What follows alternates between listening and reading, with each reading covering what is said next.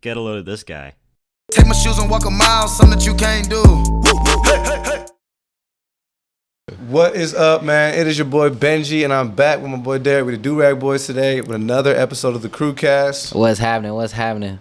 Glad to join you, Big Benji, on this lovely Sunday. How you doing, my man? It's vibing, man. It's been a good week. I can't really complain. I feel like everything went by. I actually been really tired, so actually, funny enough, I saw a good video about, some natural energy boosters. So I'm definitely gonna try that, implement that to the morning routine. I'm waking up a little earlier, getting stuff done. So tough. We're gonna see how that goes. All right. Definitely been a long week. I mean, I ain't gonna lie, like a long week, and then still got a few more days to get through next week. But it's about to be the turn up. That boy. That's right. About to go through another 365, another birthdays coming up. Man, side note. Tough. How you feel? I feel like this is actually interesting. I'm glad you asked him because I'm one of the people that when a birthday rolls around, it's particularly mine, I'm like, about it. Like, I'm happy, of course, to be able to see another 365. But I don't really get too worried about what I'm going to do for my birthday. You know what's crazy? It's like easier to like celebrate somebody else's birthday rather than like, oh, what you gonna do for yours? Because when it's like actually your birthday and you got people that surround you that actually care about you and everything like that, I mean, they always asking you like, what you doing? So I mean, like, this puts a lot of pressure on you, like, for just like, because that doesn't happen all the time. You feel me? So like when it's actually your birthday and it's like the spotlight's on you, that's kind of like nerve wracking. So I understand that because I be feeling the same way. When it's my birthday, I be like, I don't know what to do. When anybody else birthday, I be like, yeah, we about to turn up. We about to, If it was up to me, I think I'm simplistic in nature. So I think if it was up to me, I would have just cribbed it. Probably went with the fam, got some food. They wanted to do that. If not, I would have just went to sleep, woke up, went to work. Like a normal day. Yeah. It'd been cool. I ain't I'm too big on it. I don't really get too really big into it. I feel that. But it's nice, I guess, to be able to celebrate and got people around you that want to celebrate with you. So, can't put that past. But yeah, I mean, August, segue, August has started off as a good month already. And in the entertainment world, I'm going to get straight to it, man. WWE just kicked off SummerSlam, and we've had a couple of weeks of Raw afterwards. Can't lie, personally, I got to say, of the PLEs so far, of the 2024, I got to say, SummerSlam had to be a number 2 for me. I mean, I know why everybody was so excited now for what we could possibly have seen at SummerSlam, and it was big. I think it kicked off a bunch of little stories and plots and twists. It was just crazy. And I'm going to get it off with the opening segment of the show. For opening match, we had Liv Morgan matched up with Rhea Ripley. Mommy's back. We seen the whole craziness that's been going on with Liv Morgan and Dom Mysterio. They finally culminated with Rhea coming back and Dom saying that he was pledging his allegiance to Rhea. He's not going anywhere. He's with the Judgment Day for life, all this other stuff. He's trying to get her back. He came out with Rhea. Yep. And then we saw him turn on Rhea in the end of the match and leave with Liv. Crazy. That's not funny. I just like when you think back on that moment, it was just the commentators, bro. They're funny. But nah, man. Like that was a tough match too. Like Rhea had to pop her bone back in place. Like she put up a hard fought match, but I mean, like, I think maybe it's just the image he's trying to portray. Like, I mean, I feel like that's what Mysterio wants to do. Like, cause his dad, like, 619, go ahead, go crazy. But like, maybe you don't want to live in your, maybe you don't want to live in your father's shadow. You want to actually have your own. Just because you got the name Mysterio, you actually want to be something different. So I think he'd have been running around with the LWO. Probably as a sideline character for a few years. Yeah. And we probably would have forgot about him. But I think this is probably, I think at this point he's going to go down as one of the most hated WWE superstars ever. And I think that's a record in itself. That's something to, one way or another, be proud of. In a sense, not everybody like wants to be the villain. I mean, so that's like a big story to tell. But I mean, in the same sense, look at like the Joker. He has like his own lane too. Like sometimes the villain can be that big star just as well as the hero. So personally, I root for a lot of villains. So I rooted for Thanos. Roman Reigns. You know what I mean? I love it. WWE's version of Thanos is Roman Reigns. We're gonna get to it in a little bit. Facts. The next match was Braun Breaker. He actually finally won the Intercontinental Championship off of Sami Zayn, which congrats. Yeah, congrats for sure. I like Braun Breaker. Yeah. He's like a second coming of Goldberg with a little bit extra. That's kind of who I envision him as. Okay. He had a lot of squash matches, but we finally kind of get to see him kind of come into his own. Yeah. This is a match as a whole. I was saying, for me, I kind of forgot about it, but I do like Braun Breaker, and I mean, like Sammy, go do something else. Yeah, I know the other guy, but I've been hearing Braun name a little bit, like around WWE, and that's why I was like, okay, yeah. And actually, he's actually the son of one of the Steiners. So what was it? The Steiner brothers. They had the tag team back in like the early '90s. Yeah. He's actually the son of one of them. Wow, that's tough. So big. What was it? Big Papa Pump. That's his dad. Big Papa Pump. So yeah. So cool enough that he's been able to distance himself too and kind of create his own lane for himself too. So shout out. He does play a lot of homage to him with a lot of the moves, but yeah, shout out to Big Papa Pump. Yeah. But shout out to the youngins that's trying to create their own lane as well. Like, you feel me? Like, that's... You got to. Mm. Then, one of my favorite matches, and I think one of my favorite build-ups, Logan Paul, LA Knight matched up. Yeah. Yeah. So, I mean, I'm excited to see what LA Knight's going to do with the belt, man. I mean, the fans love him. People have been waiting for him to get a belt for a long, long, long time. Yeah, call it a ring if you want to. I mean, but that belt, man, he got, but I ain't gonna lie, Logan fought hard. Like, you gotta shout it out to him. Like, he put up a good fight. That was a well fought match. I gotta say, doing crazy flips and everything. Logan Paul's probably had some of the best, or some of the most entertaining matches I think over the last 2 years. Like the stuff he pulls out and some of the death-defying stunts, but also I think he's good. He actually pulls out a lot of moves. Facts. Keeps things interesting. He doesn't normally rely on anything besides of the brass knuckles to kind of knock people out in the frog splash, but he pulls out a lot of moves. So if you're somebody who's interested in that type of stuff, I mean, Logan Paul, regardless of what people think about him outside of the ring, I mean, I think he's been very interesting to watch inside the ring, and I actually like his growth on the mic too in the last year or so. Salute to Logan. Facts. And salute to him kind of bringing different avenues in. He's brought a lot of the streamers and the internet personalities. He's gotten them involved in matches. I mean, in the most recent match against LA Knight, he had Hometown Man, MGK, and Jelly Roll got involved. Oh yeah, you know what I mean. So that was big. LA Brad popped out of the crowd like out of nowhere. I was like, MGK walked in with him.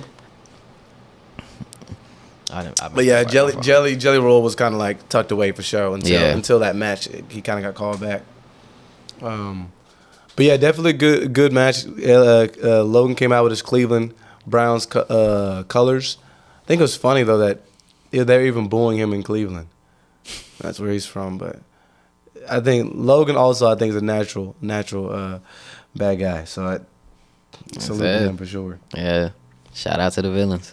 I want to see what he does next, but you know, Logan kind of like works part time, so we'll see him when we see him, kind of deal. I saw, of course, Nia Jax. She became the new WWE. I think was the women's champ. Yeah. She beat Bayley. I honestly was tired of Bayley's reign. It wasn't interesting to me. Personally, I don't really get anything much off of watching Bayley fight. She's interesting. I think she's talented in the ring. I do like what she's done. She's separated from Damage Control, but man, her reign was meh. So I was kind of cool to have somebody switch it up. I'm interested to see what Nia's going to do with Tiffy. Okay. It did take, 4 big-time moves from Nia to beat Bayley, though. Yeah. And a distraction. So I feel like Tiffy might switch. She might switch up on Nia Jax. What we going to see? Anything on that. Then, of course, Gunter. He won, and I think that kind of segued to the second part of Falling of the Judgment Day, because we had Finn Balor come out and switch up on Damian Priest. Yeah. So nigga gave him the grin and everything. I said, man, it's a lot of shout out to the villains, man. Like y'all. Yeah. I think somebody made a good point too, though. My fault to cut you off. Nah, man. I'm just saying they bringing wrestling back. Like, for real. Like, I think so. You know what I'm saying? It makes me go back and like look back to like what actually like happened or like what happened like when I wasn't watching it, because I really wasn't watching it for a little bit, and then like Likewise. right before a few months before WrestleMania, got right back on it. Like, not gonna lie, shout out to Roman Reigns, all them. Yeah. What you was saying? But now, yeah, I was just saying, it's funny enough that the bad guys got caught by the bad guys, because I think, so we had Damian Priest and Rhea originally started the Judgment Day with Edge. Yeah. But funny enough, Rhea was the one that started the beef with Liv years ago, because they were once a tag team, and she's the one that injured Liv. Liv came back, injured Rhea, and now she took her man. Then now we had Finn Balor, who was doing his own thing, and he was brought into the Judgment Day by Damian Priest. Right. But he had an opportunity last year to win at SummerSlam the championship, and it was Damian Priest who messed him up with a distraction and actually caused him to lose. So it's like full circle, long term. I think with these what's going on with the Judgment Day, it's been long term stuff that's been building up. Is what's wrong with the Judgment Day, and I think we have seen Rhea Ripley and Damian Priest going against what the Judgment Day was, I guess, constructed based on, was that there was supposed to be no leaders. And they were telling people what to do. Damian Priest was like, I don't need the Judgment Day. All this type of stuff. So everything just imploded, and we watched it all at SummerSlam. And even Carlito, for some reason, is still running around with the Judgment Day. Brother, run away. He has no home. LWO don't like him. And now I guess he's just there with the Judgment Day. So I don't know telling. Did see CM Punk lose to Drew McIntyre. CM Punk's first match back. CM Punk actually used to be one of my favorite wrestlers. In the early 2000s. I was about to say, CM Punk was definitely one of my favorites. I say like around like 2010, going up in the area right before Randy Orton, right before the Viper, right before he started coming. No, Randy Orton took off early. He was like 02. He took off. Punk came in, I think it was 06. There was like a good window where I like, when Punk first won the Money in the Bank, that's when I was like, yo, this guy is. So what was that? That was like 08 then. When he won. CM Punk? Yeah. I think so. Because I think he had the Money in the Bank when it was like 08. I think Jeff Hardy was battling Randy Orton. And then there was like the thing for the WWE Championship with John Cena coming back. Yeah, because I think Jeff Hardy finally got his belt like in 06. Because I remember watching the video, and it was like when he like drove into the SmackDown arena. If I'm not mistaken, that was like 06, 07. Probably. Jeff Hardy won a lot of belts. Yeah.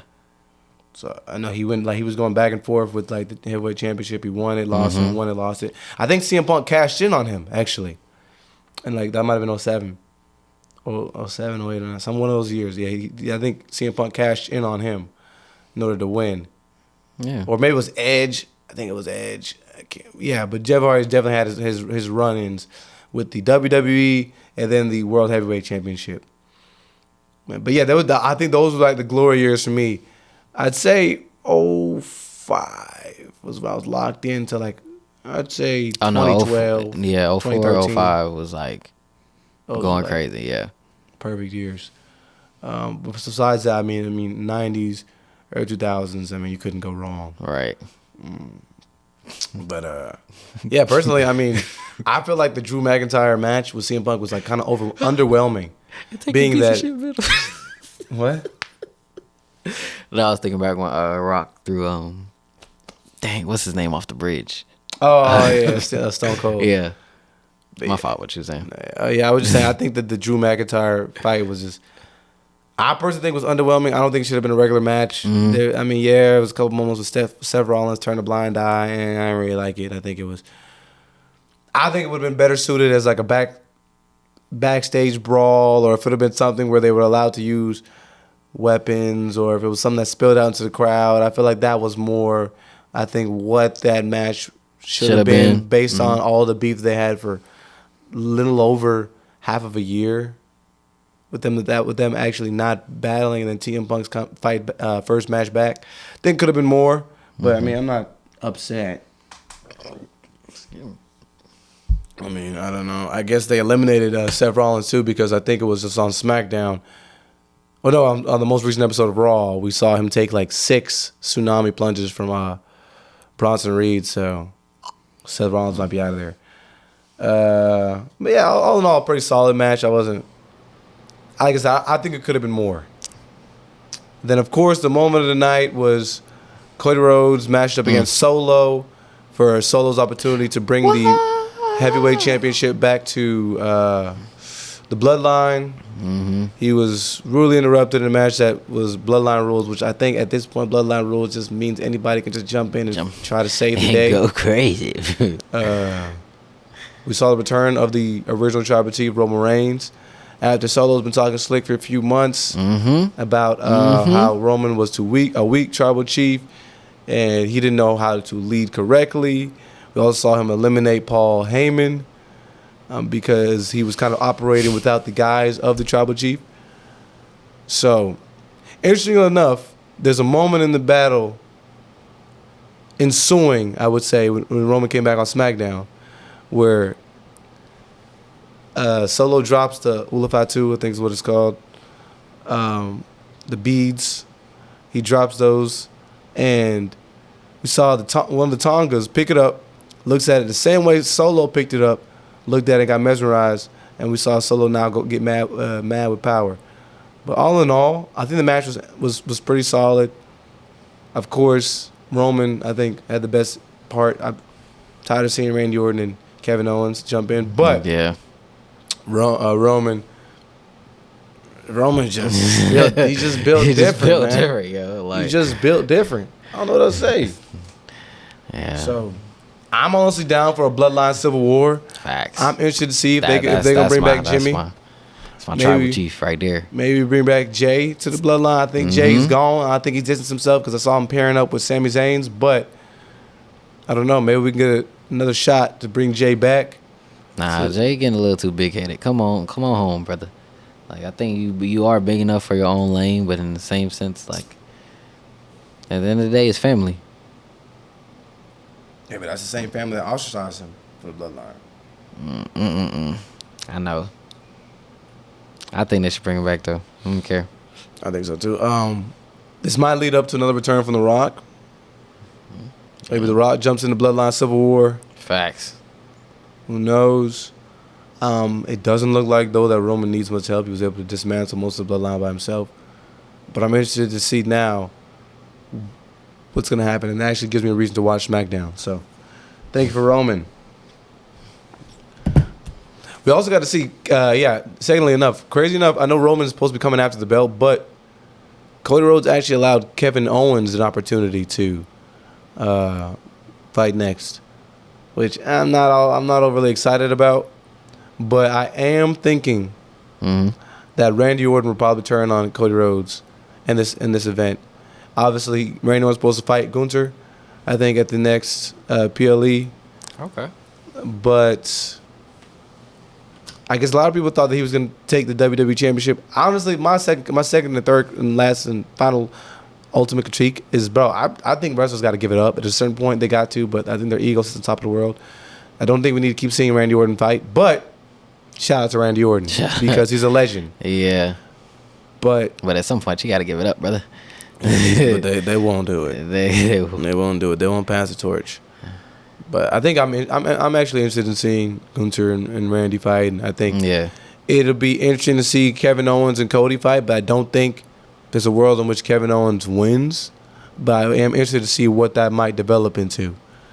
If he does, but yeah, I don't. Just period. Oh, like because I don't think there's a world he wins. I don't see it happening. But shout out if it does. I mean. But I don't see it happening. No, not at all. But I think one way or another, this might lead to somebody turning on somebody. Because I agree. I don't think that he can lose and then just like go back to just being buddy. Maybe they have a really friendly battle and best man wins and it becomes a really good match that we all want to see. Then we can just go about the business. But nah. I think it might mean something. I see, the Viper switching up. Because I don't think Randy Orton wins either. Nope. I think he beats Gunther. So they're both gonna lose and just come back in each other's face and be cool with it. Is it be cool? No, I think it might be some dissension going on. Let me know down in the comments and all that stuff. But also over the last week or so, I got to watch Deadpool and Wolverine. I think it's a pretty funny movie. I have a hot take that I think Marvel lacks imagination. because we've been beating this multiverse thing down to a pulp. Yeah. Like, so at this point, nothing in any movie matters because they're just gonna unwrite it with, oh, we're in another universe. Oh yeah, we're in another universe. This is like a million universes. Yeah, that's like you're kind of honestly you're actually losing like your narrative on like really what you was pushing it like, because I mean you had the good build up. I mean of course you have, you know, the OG Spider-Man, the Avengers, woo going down the line of all of them, but now you have all of these new characters that you're trying to bring in, and then it's like you had a script, but then you kind of went left. Like you kind of like they have to like get back on track. How do they do that? I don't know. Like I hate to I don't fucking know, but in the same sense, like you have to eliminate like all this like multiverse shit. Like let people die. Like let people like. I feel like that's the thing. Like everybody always wants to like live in the, like the spotlight, and it's like eventually the spotlight has to like turn off, and you have to accept that. What do you mean? I feel like Iron Man. Like I feel like dang, I can't remember his freaking name. Oh, Robert Downey. I feel like Robert Downey like knew when it was his time to like leave Marvel, or like, you know, like. But he's back. Oh, he is. Yeah, he's playing Doctor Doom in like the next Avengers. Say word. No, yeah. Shit. Well, never mind. That was a big unveil online. Oh man. So yeah, he won't give it up.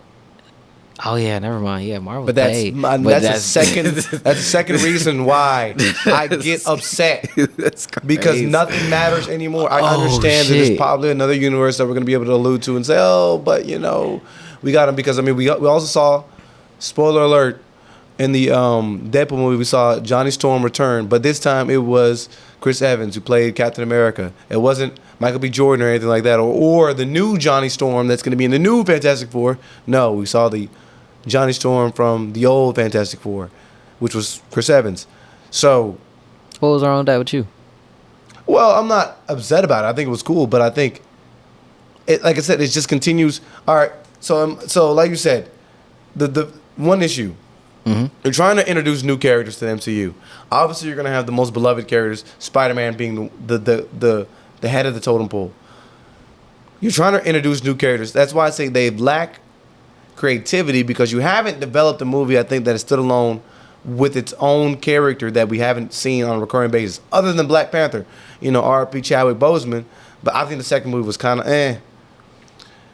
So if you don't have that, I don't think anyone else then works, because you eliminated most of the Avengers. But then now if we introduce a timeline where the Avengers are still now here, then what was the point of all that stuff that we saw in Endgame and all that stuff like that? Okay. So that's my first issue, is that you're not introducing any new characters and allowing them to stand on their own.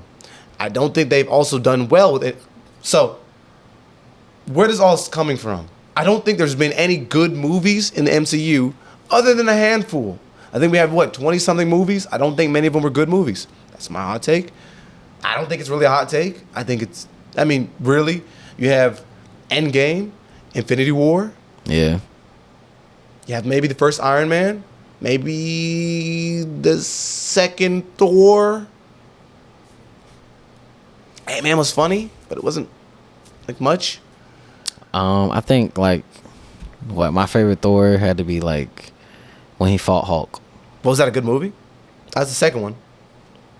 Yeah. Or was that Dark World was the second one? I'm sorry. Third was when he fought Hulk. He fought Hulk. No. But then like his sister ripped his freaking eye out. Was that the second one? So yeah, Dark World I think was the second one. I think it was. Was that Avengers? That one? I can't remember. Avengers when he fought Hulk, or was that a Thor movie? No, it was a Thor movie. Okay, well that's the movie. No. Actually, if I'm not mistaken, that was Ragnarok. Yeah, Thor. So the third one, I think. So yes, okay. So my mistake. That was the Thor I liked. I should take it back. I don't know if did I like that movie as a whole? I think so. I think it was better than the one where they introduced the sister, because the sister, I think they didn't do her the justice I think she deserved. Other than those couple movies, I don't think there's many good movies in the MCU. I don't like MCU Peter Parker, and granted, Spider-Man is my favorite comic book hero. I don't like the way they've done him in the MCU. I get it. He's a teenager that is receiving these great powers and has to juxtapose this and juggle that. And what do I do as a teenager when I have thrown this big responsibility and I have to decide whether or not I'm supposed to be living a normal life? I understand all that, but I don't like him as a hero because now he has Stark tech. He has all Stark tech. He doesn't really use it in any movie. He doesn't use his traditional powers much either. And all the Spider-Man movies, I think, were kind of washes. Yeah, because even going down the line when they even started the series back in I think at like 2010, 2011, somewhere like that. With MCU? Mm-hmm. Because they started back with the like new Spider-Man. They dropped an Amazing Spider-Man, and then it was number 2 with Jamie Foxx. Oh, no. He wasn't part of the MCU. That wasn't? Mm-mm. Not the timeline that they're all on, no. That's Okay. no universe. So the one that you're talking about is when Tom Holland. Yeah, okay. Cool. But even still for that one, the only one I liked is when they actually brought the other two. Was that the a good original movie, though? and the second one? Yeah, that was actually I can't remember I don't think it was a good movie. What was the plot? the name of it. What Auntie May died, rather because Uncle Phil was already dead. Auntie May died. That was sad. I mean, I feel like they hit a lot of emotions in that one. Dang, what was the name of that one? Can't It was remember. like Far From Home or something like that. Yeah. No Way Home. Yeah, something like Oh that. yeah, No Way Home was the third one. It wasn't a good movie in my opinion. It was a good shock movie. I didn't rewatch it. Look, I take pride in sometimes being a neighborhood hater, but I don't think I'm hating. I don't think it's a hot take. I don't think. Your opinion doesn't always have to be hating, but in the same time, like for example, if I were to Alright. compare any of the MCU movies to the Dark Knight trilogy, they get washed. Any of them. There's a spectacle that I think is there in Infinity War and Endgame. If all these crazy fight scenes and we get this unstoppable giant in Thanos, but as movies as a whole, other than like I said, maybe the first Iron Man is a solid movie, most of them are just pretty garbage. so really, what in you're asking comparison. for, what you're asking for is better villains. Because if you had to compare them to the Dark Knight series or any of the movies, they had amazing villains. Just even starting from the Joker, the guy with the mask, you have Bane. I mean, that you said comparing to the Dark Knight. Well, yeah, but okay. Really So what you're what do asking you for mean is- better villains then? Because I mean, the MCU's brought pretty much all of them. The Marvel villains out. Like, if I had to compare it to anything, like remember the scene like when the Joker walked in the party. Like really not even that. Like just throughout the whole movie and everything, nigga took a knife and was cutting in people's jaws. Like you don't see a lot of that. Like the villain isn't really a villain in Marvel if you really give it a sense. What do you mean? Like when you think of a villain, you think of somebody that's going too far. Do they really go that far? But do you have to go too far to be a villain? Because If you wanna sell. did Bane go far? Come on. No, go ahead. I mean, he had an idea, but did he? All right, so like, That's just compared to Bane went far. Yes. well, he did. I agree. What do you say? He Yes, went all pretty of far. all He of went his pretty far. villains went He went far. Did Like so? They all had ideas. I would say in the Dark Knight trilogy. Even if I look at the Batman, all right, with Robert Pattinson, okay, ain't gonna lie, that was 3 there hours. was I kinda- plenty. That's I a gotta go top back and watch superhero it. movie too. I gotta go back and watch. Top superhero movie. But what I'm saying is not necessarily the villains, because even if I were to say if Robert Pattinson had one of the greatest superhero movies ever, we're talking about the depth. Okay. Because you just put a bunch of super powered fools that can lift the world, lift the planet on their hands, spin like a basketball, and you have no conflict there that truly matters. I think it's just a waste of a movie then. I mean, if you put a 16-year-old or whatever old Peter Parker's supposed to be, or 17, and he has all this power, all this ability, and then he has a real life to juggle, but there's no depth other than my girlfriend wants this girl I like, I want to hang out with her. and I destroy the world. But did he really have like? I mean, he had like gadgets. He ain't really Okay, have, but like, but that's my powers, second like- argument with that movie. is Spider-Man is one of the more powerful people in Marvel. Yeah. Of course, you have people that are next level in terms of a lot of the mutants that we see. And then, of course, you have Captain Marvel, blah, blah, blah, blah, Scarlet Witch, etc. But you saw, like, bro, Spider-Man was, like, nerfed to, like, I mean, Hawkeye levels, bro. Like, it literally was just a punch and run guy. Yeah. What did he do? Okay, we had a scene where he held a boat together in Homecoming. In the second movie, he lifts, I think it's like, what is it, like the bridge. We see a couple feats of strength, but he also has this crazy suit that we see in every movie. Yeah. Get better and better and better and more equipped. And in the third one, do we see any crazy feat of strength? He get whooped by the Green Goblin. Finally, he stops pulling his punches in the end of the movie. But is he really doing damage? Not really. So, didn't really see anything incredible from him as Spider-Man, and we didn't see any depth from him really as Peter Parker. Maybe the third movie, I'll argue, he actually had a bit of decisions and a bit of conflict and a bit of stage that he had to go through. Yeah. Other than that, no. And I don't think we got to see much from any other superheroes. We finally got to see a little bit of Thor's character in, like, let's say, Endgame and Infinity War, because we got to see him go get fat, because all this confidence that he had is diminished. Gone. But that's what I'm saying. I don't think truly, if I were to compare the MCU to the Dark Knight trilogy and Robert Pattinson's The Batman, I don't think they're good. They don't stand up. Okay. So that's my big, all in all argument about with Marvel. But then I think, like I said, they lack creativity because we just keep bringing back the characters that we know people love, obviously for a money grab, and we just keep bringing them back to keep people butts in theaters versus having an original story that does well. I think they threw out a lot of movies, Shang-Chi, The Eternals, like a lot of these movies that they dropped were like poo. And I'm not going to argue that DC doesn't do it too, but they haven't done anything that's kind of stood on its own. Granted, you do have some issues. I mean, we had Ant-Man, and then, I mean, whatever happened with Jonathan Majors when, him playing Kang. I think that was a solid movie, but Jonathan Majors probably ruined what was supposed to be next. Facts. I don't think we've had many solid movies recently from Marvel in the MCU. I think it's a little bit overrated.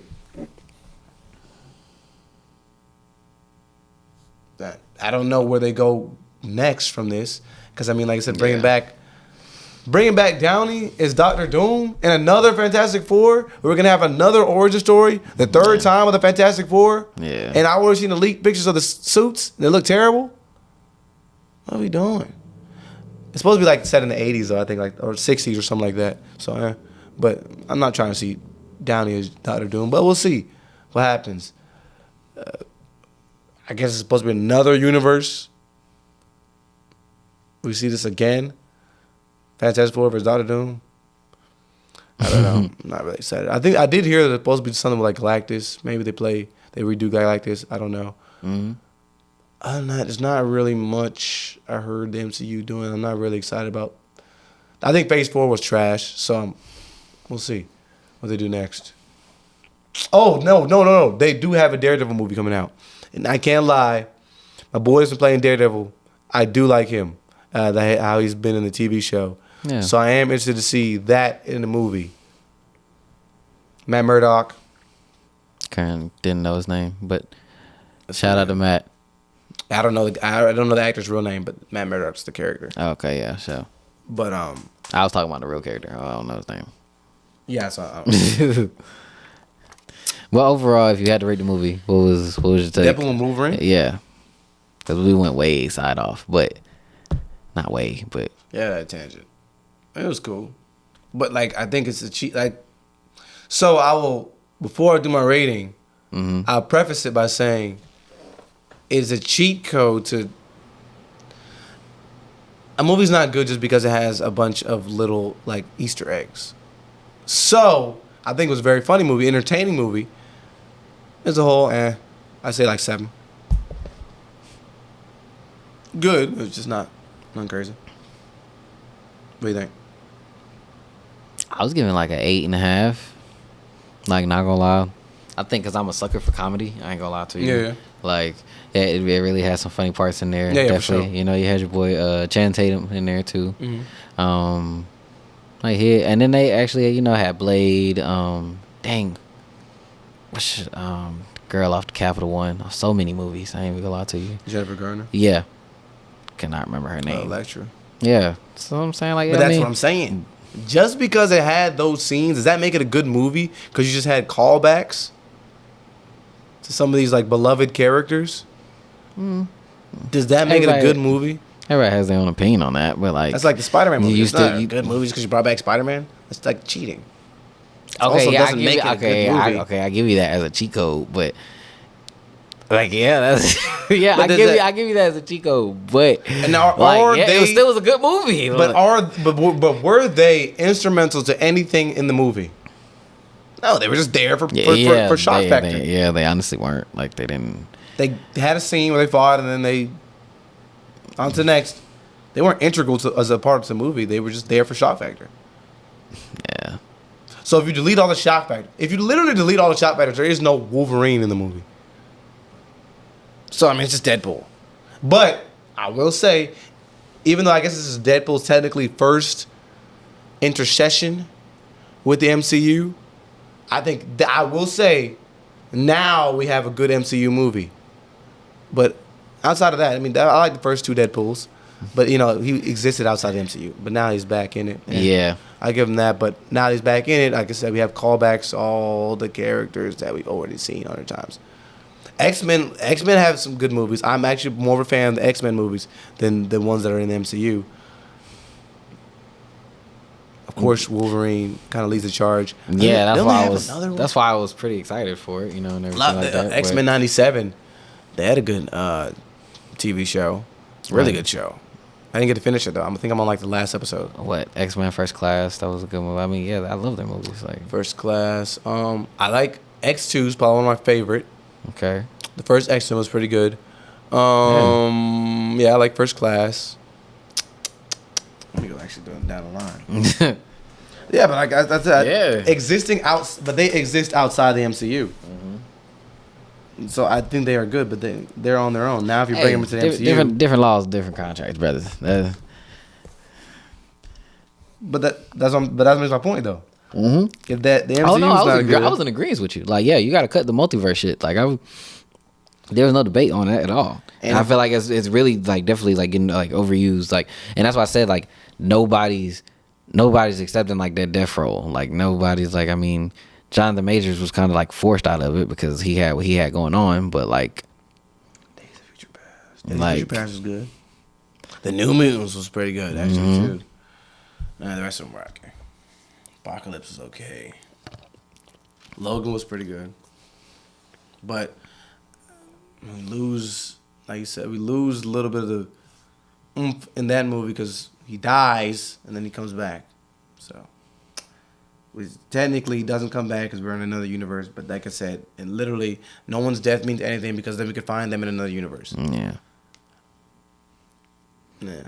And I didn't believe that Wolverine was an integral part of the universe. I forget what they called it. The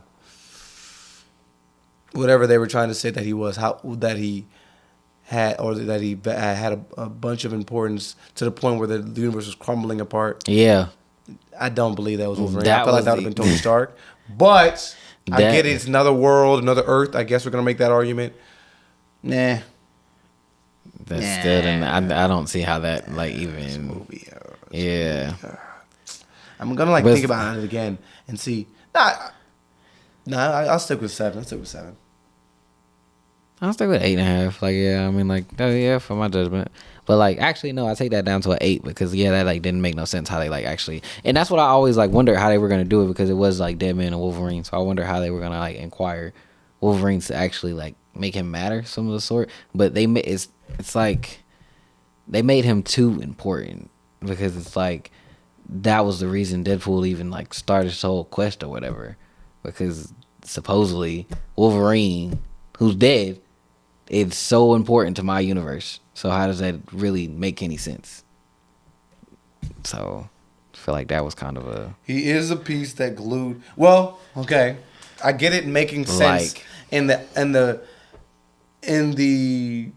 I guess in their timeline it makes sense because even in Future Past we had to send him back in time in order to stop the Sentinels from destroying the all the mutant kind and then destroying the Earth and everything like that. So I can understand maybe his role in that, upping his importance to the universe. Actually, No, but even still, then again, okay, he went back in time.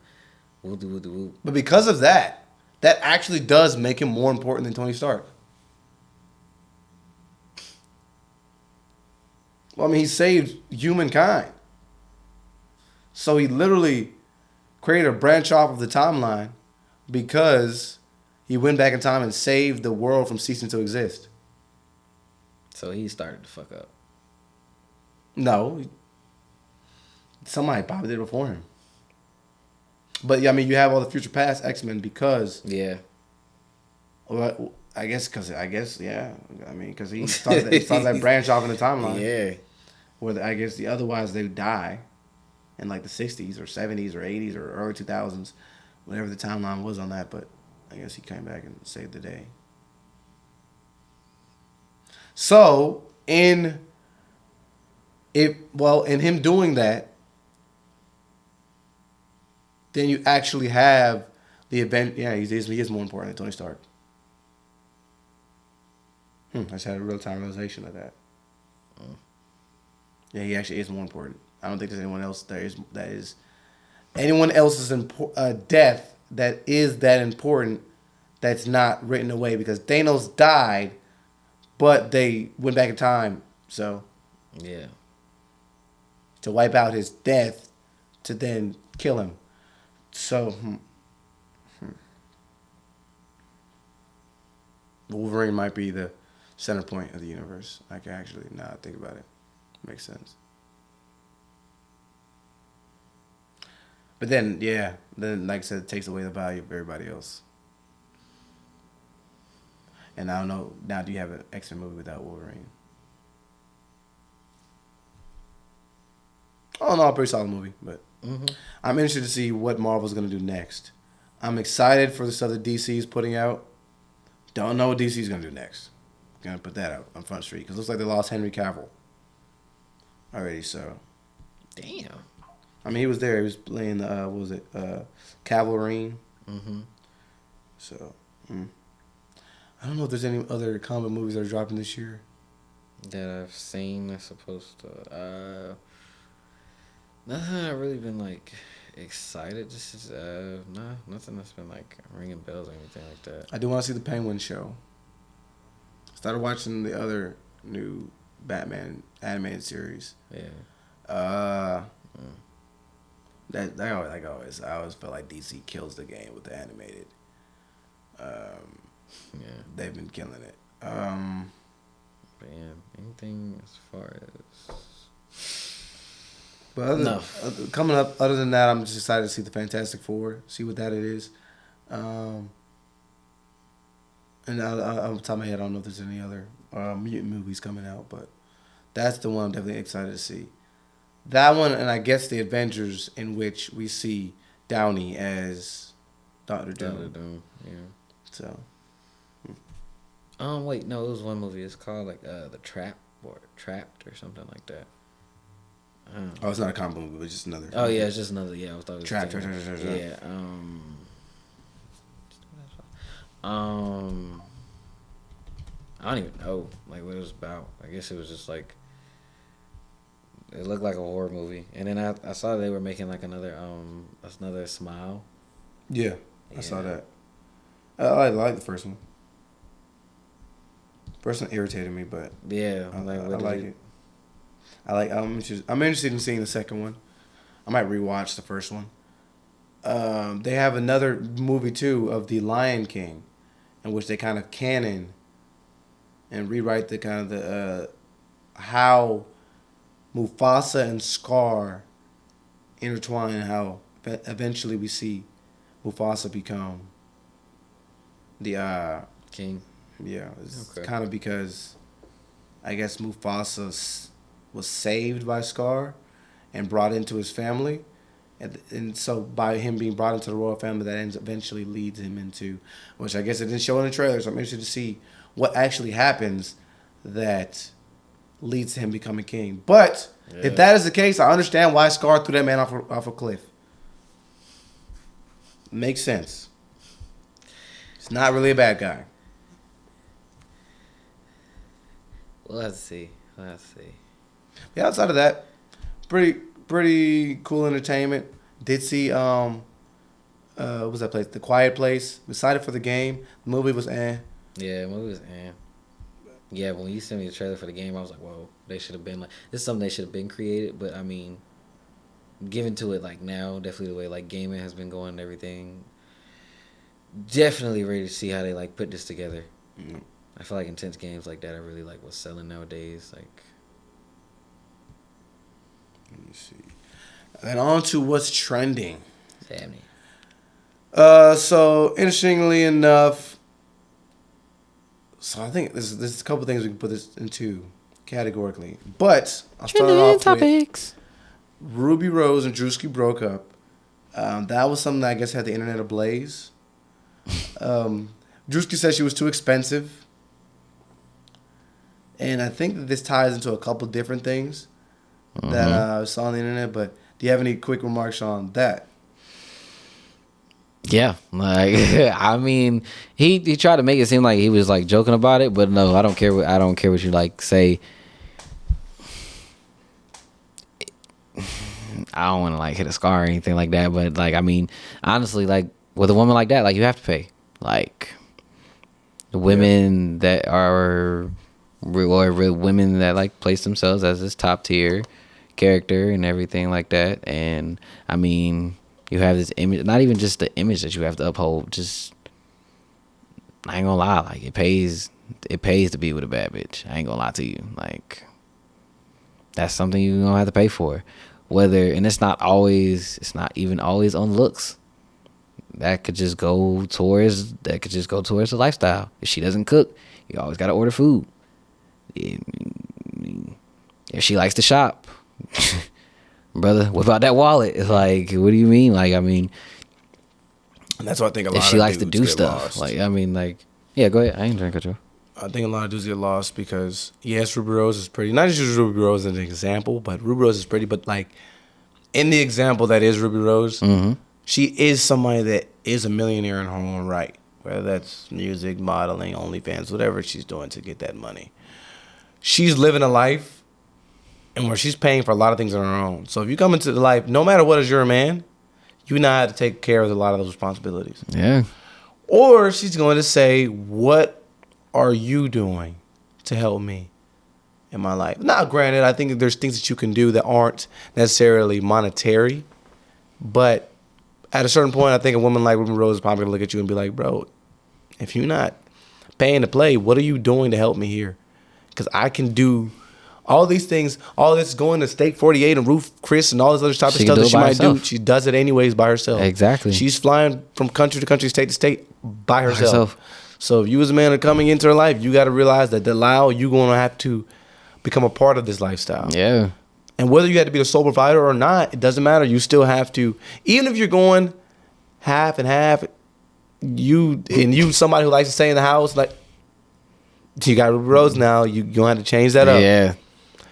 So yeah, I do agree. That's kind of like the price to pay. Yeah, that's what a lot of guys like don't think about though. Like they just see like, oh, she looks so good. Like they just say they be ready to do anything, but when that time is really you doing anything, nigga. No, yeah. What's up? Like for real. And I mean, it just shows. Like you can try to. Of course, he's a comedian. Like of course, you know he's gonna laugh it off, make it a joke, do what he does. But I mean, in the same sense, nah. Like for real, she probably was too expensive. Yeah. Like. And that's not even saying like she's a gold digger or even giving like she's a vindictive person. Like no, like just if you're literally a woman who can sit here and say I can make $1 million on my own. Yeah. She wants a $2 million or a $10 million nigga because at the end of the day, no female is gonna sit here and settle, and no female is gonna settle with somebody who makes less than them. I agree. 95% of the time, not even 95% of the time, 99% of the time, see women, oh no, he has to make more than me. Yeah. If I'm making 50,000, why can't you make 75,000? Yeah.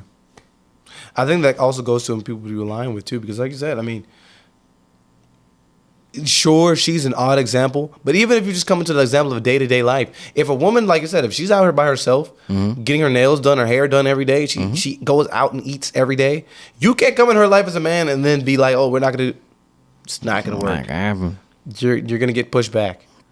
Like, it just don't matter. Like, you can't do that. Like, you got to line up with the people that you line up with. Yeah. You got it, and like I said, it don't even really got to do with money, because you could make plenty of money as a guy, but if you just have a life that maybe is a little bit more simplistic, but you come into this woman's life, hers is complex. Yeah, you know what I mean? It ain't gonna work. It ain't gonna work. Like, it don't matter if you got the money or not. Now you're gonna be required to become a part of this lifestyle. And like I said, not even just money.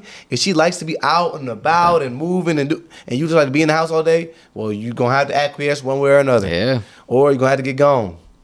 So that's an important, I think, subtext in that.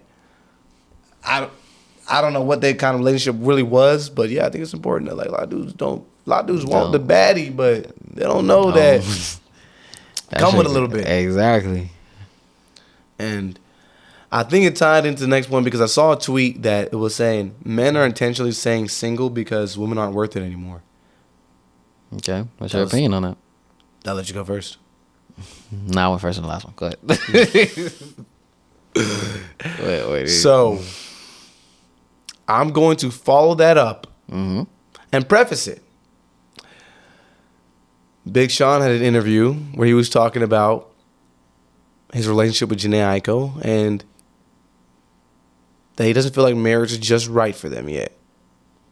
That had a lot of people up in arms. Okay.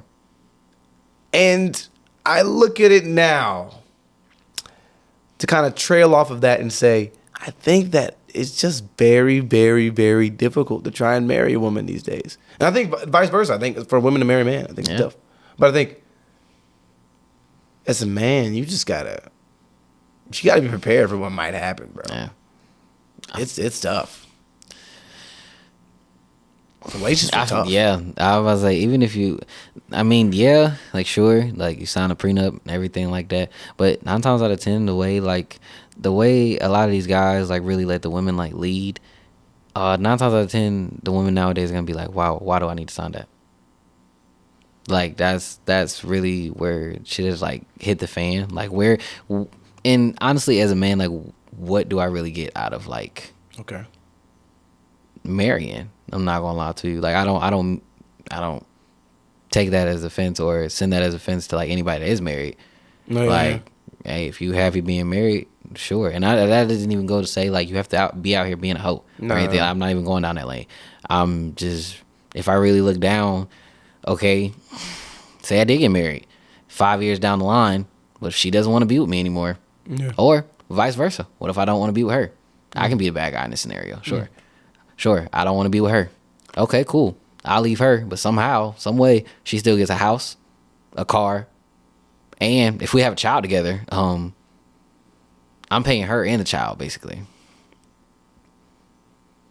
In a scenario, if you have to look at it. But if she wants to leave me, she still somehow, some way, gets a house, get that car. And what am I left with, buddy? A 1-bedroom apartment. It's sad songs, nigga. What the fuck? Like, I don't really. And even if I was, it doesn't matter if I'm making $5 an hour or $500 an hour. Like, it's not really like a money thing in that. It's just like men are cooked when you sign that paper. 9 times out of 10, like you are literally held to like be. I'm not even gonna say this perfect. Well, yeah, you have to be this perfect human being. But even in the same sense, if you are perfect, there's still some way, some sense where you still get the shitty end of the stick. Short end. Let me fix my language. So there was a video, or I think it was like a post, where basically this big soccer player, his wife divorced him, and she was like, "Oh, he was perfect. Didn't do anything wrong. Just wanted to go." No, you sent me that. Yeah, but That's crazy. That's crazy. Yeah, that's crazy. Like, say I'm just this perfect man. I wake up 6 a.m. I get my workout. I cook us breakfast. I go to work. I come home. I love up on you, or I bring home flowers every day. Then I start cooking, or I order food. Say this is like something we doing every day. You know, just say we're doing this every day. Then boom, you just look at me and be like, hey, I don't want to be here no more. Like, there's nothing wrong with you. And I feel like because like so much always, I'm gonna try to like take this, but because like so much women are so, I guess, like so used to like, oh, men cheating, woo do woo, or all of this when a perfect guy comes in, because we don't know their life. So who's to say like she didn't have a fuck nigga before him, and then this nigga just came in, Superman saved her. She probably just wasn't ready for that. Some women, yeah, I agree to that have too. that mindset to where they have to be with the villain. They have to be with the bad guy. The excitement. Yeah, the excitement. And 9 times out of 10, women get bored easily. If you don't know how to be that entertainer, that whoop whoop whoop, hey. But like, what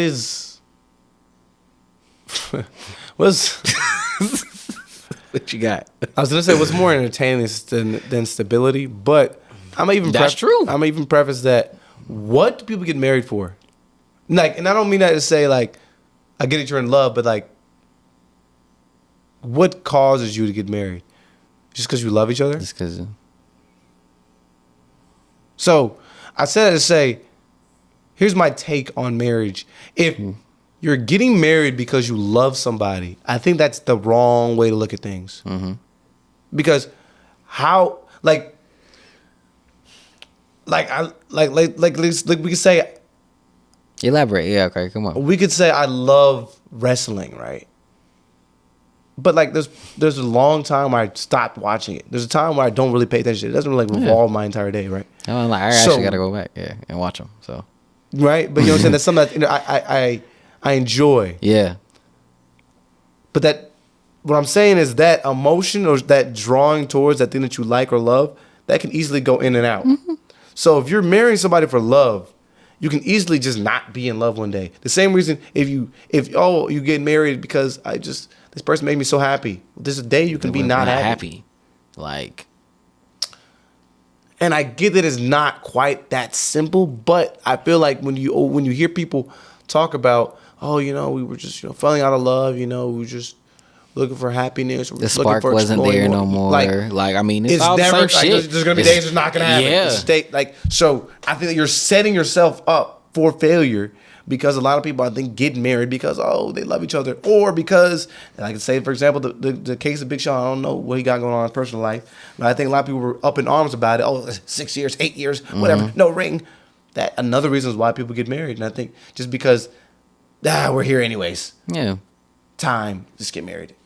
And now I think you've involved the law, you've involved all these other things, the government into your relationship that I think can add complexities. It shouldn't, but I think it does. But it does. Because if, like I said, you have to understand where your foundation is in a relationship. Like I said, if it's just built on love and built on happiness and built on trust, and that stuff will fall in and out. If you had to give a perfect example for anything that we talking about, look at the movie Divorced in the Black, the Tyler Perry movie. I feel like even go to say like, yeah, he called for the divorce, but even just leading off of literally what you just said, like, nigga just after his brother died, nigga just woke up angry at her. Yeah, he just woke up angry, said, "Hey, I don't want you no more." Woo woo woo. It's pretty sick. Yeah, it was pretty sick. It was sick as fuck. I'm not even gonna lie, but then literally you start to see her like move on, woo, and then whatever feelings you had, which is honestly sick as fuck, but whatever feelings that you had or say you had, they start to bubble back up because you see her with somebody else, or but in the same sense, like it was really no point in them getting married, because literally, like, that's the type of women that get like fucked over and like fucked up. And that's what makes it really so like hard to marry in a sense. Because she's been damaged? Yeah. that's still going to say off of shit. Like I said, like we don't know.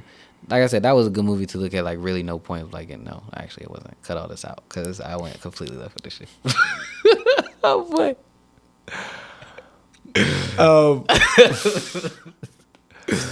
Ain't gonna lie, I'm kind of lit. So, if I could try and tie it in, I would say it's tough. Like it's just tough to try to jump into a relationship. Honestly, my opinion on it is really just without some type of foundation in regards to like religion, a support system, a family. I mean, a neighborhood. It takes. Like you know, you say it takes a village to raise a kid, but I think it takes a village to also support a marriage too, because. If it's just like, oh, you just have like a couple like friends that you gossip with about your, guess what my man did today, or guess what my girl did today, I think your relationship's gonna fall apart because you don't really have a true foundation behind that. You don't have a true support system behind you. And then like let's say for example, if I would tie in religion, if you have religion, you have your church, then you have God behind you. You have the people that go to church with you. You have your congregation. Wow. We have a lot of people behind you that support and try to make you push forwards and look towards positivity in a relationship. And a lot of people that have experience, I will let you know, hey, look, it's not going to be all peaches and keen every day, but maybe look at this, maybe look at that. But if it's just you and your partner, it's very easy to just be like, let's get out of here. Because you don't get any true negative reinforcement behind doing that action. Yeah. There's nothing that, like, I'm just sign paper. Sign the paper again.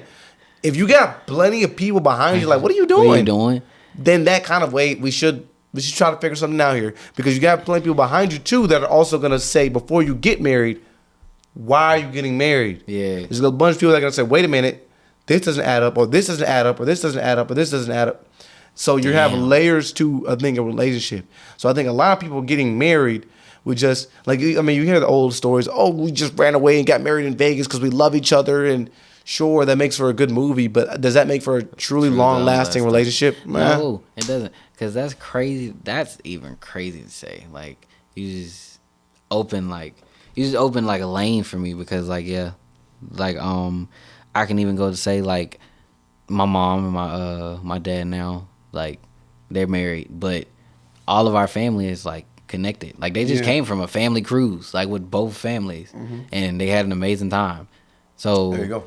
And I mean, I've been knowing their family for like years, and I mean, it took them a minute before they even got married. But like, I guess like really when I look at marriage, like not to even compare, because I don't like to like really compare relationships because everybody's different.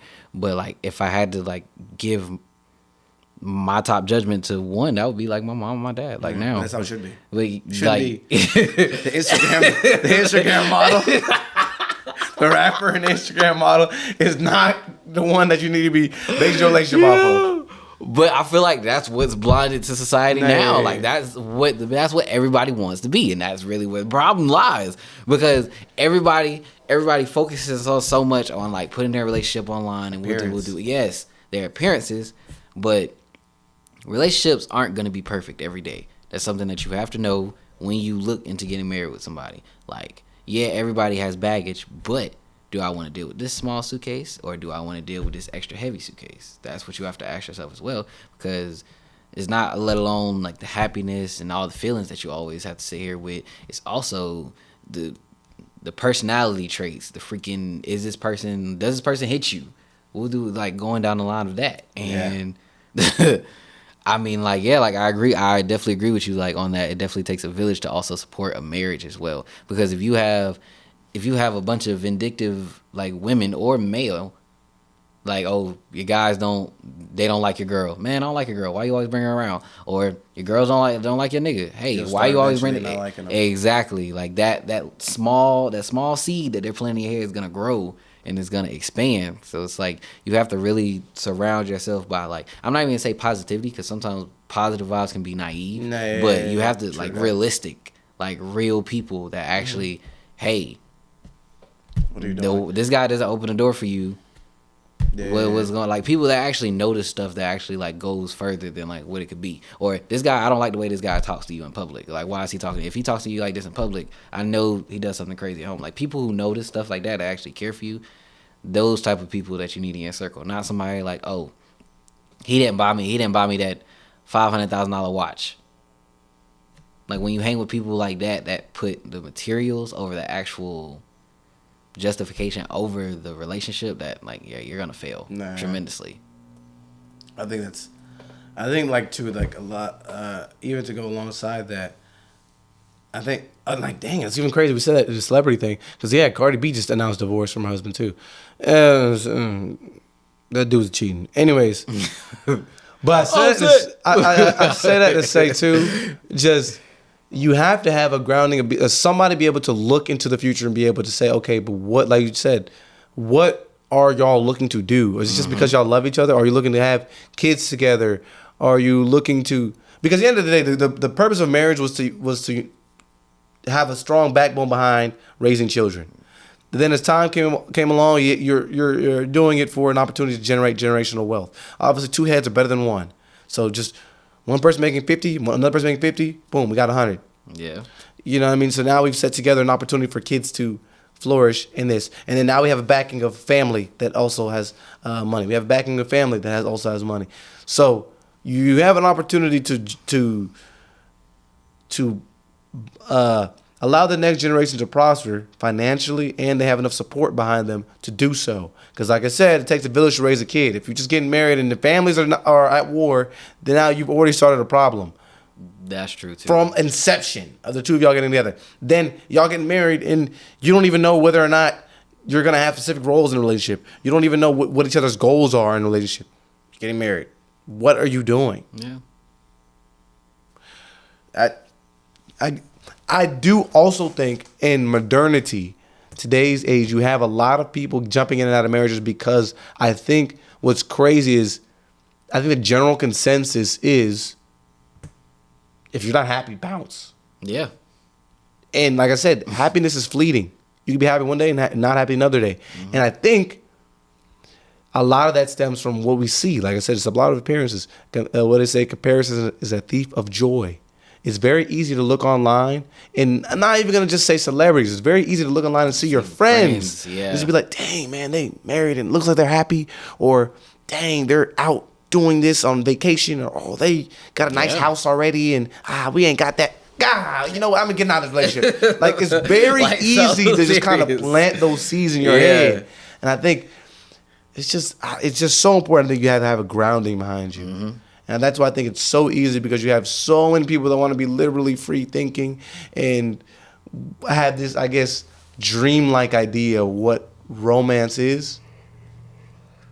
And I don't knock the romantics out there, but I think there has to be a lot. And I look, and actually, I love the romantics out there. I hope that you all will be able to do more. Facts. And but yeah, there's got to be more to it. But in the same sense, happiness or the romantic stuff doesn't always have to be like money. I mean, No. so No. that'd be the tip. Yeah, a of lot the of day. people be lost in sauce in Yeah. regards to that. But I say that, and I'll slide into the next poem, which was a funny video I saw. So, husband surprised his wife for, I guess it was her birthday, maybe it was just a random day, with a new car. It's a Jeep Grand Wagoneer. She opens her eyes. She's like, "Oh my gosh, I wanted a Cadillac." Nah. And like people were like siding with that. People were like, "Oh, he's so inconsiderate. Why would you do that?" What? Yeah. Yo. So yeah, people were saying, I guess that they were calling him all the names, all the buzzwords in the book, because he didn't get her exactly what she wanted. You know, she wanted a new car. He didn't get quite all the way 100% right what she wanted. Is that wild, or is she justified in being upset? Definitely wild. I'm taking the wild card. And my opinion in taking the wild card is not everybody can just wake up and buy a new car. Like, it's like a lot of people, I understand having like that freedom. And actually, I'm gonna go to add to say, I understand what it feels like to have that freedom that money can buy. But in the same sense, I've been in a place where I didn't have no money, or I didn't know like what I was gonna eat the next day. And I feel like a lot of people need to humble themselves to like realize like People go out every day and work hard for the stuff they have to get. No matter what. It's a blessing that he was even able to wake up and be like, here, baby, here's a new car. Nah.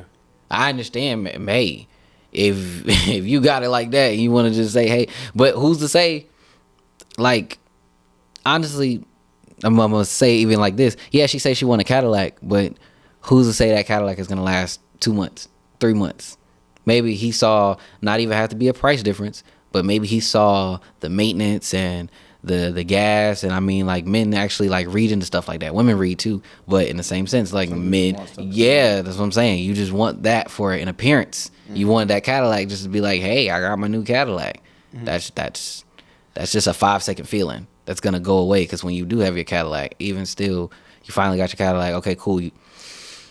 Something that's easily given to you dies faster than something that you actually had to like work and build to grow. Yeah.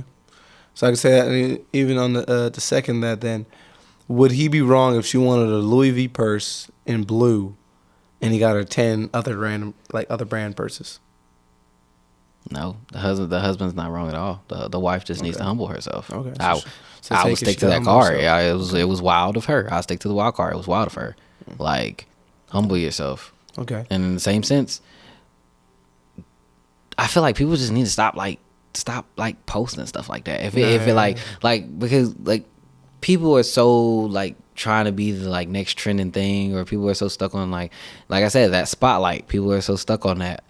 I feel like not everything is for the internet. Like, I feel like that video really, like, stuff like that isn't for the internet. But like, that's something that generates clicks and that's terrible, because like, why does drama have to be like what's the number one hit? Yeah, that's that. I mean, yeah, drama sells. See, I have a couple things I had to say about that. Say it, brother. Say your word, brother. So I'll play devil's advocate, and she did ask her a specific thing. It's also not her money. Didn't have to get anything. So, I think it's wild. What? I didn't have to get you anything, but I did. So, like, I try to look at it like, let's say, for example, I wanted the Bread Jordan 1s, and instead someone got me some Yeezys. Now, I wanted the Bread Jordan 1s, but am I mad that somebody spent their money and got me some shoes? Granted, not what I asked for, but they still do the job. Still do the job. It's not, I mean, now, granted, it'd be one thing if she asked for a Cadillac and he got her like a 2001 Honda Accord with 300,000 miles on it. That'd be something different. It'd be like, well, what are we doing? Yeah.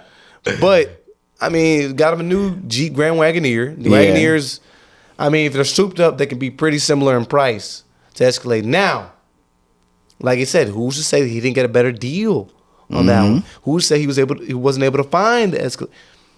Like I said, so I think the same can be said. It's the end of the day, shorty, you want that Cadillac so bad, go get it. Like, when Christmas comes around nowadays, I only put a list together because I don't have to get the thing. I mean, because at the end of the day, if there's things that I wanted, I probably wouldn't have got it already. But if somebody's willing to take the time out to go get me something too, then cool. I'm appreciative of that. That's like, it's like the thing that you're taught when, even though maybe you wanted growing up that brand new video game or that whatever, and your grandma gets you some socks, are you going to say, Grandma, I wanted a video game? No, you got me something. That means something. And I feel like that's like go crazy to say, not speaking like people's kids, but just speaking in general. When you see like these kids, like where you see these parents say, "Yeah, I give my kids like so much freedom of speech." You can give them freedom of speech, but in the same sense, like discipline in the same sense, because they're like, "There's no way." Ain't no kid of mine telling me he's upset that you throwing shit around the house, no matter screaming. I don't care who you are. Like, and no kid of mine is gonna sit here and be like, "Hey." Like, they're mad just because they got socks instead of a video game. I understand that's what you wanted, but you better be grateful that you got anything at all. No, yeah. I kind of agree with that, too. Before I head into the sports segment, I have another random that I guess I can address. it kind of went viral. Looks like it's kind of out of the news now. But we've been seeing, I'll tie it into a couple of things. We've been seeing a surge of people trying to catch PDF files.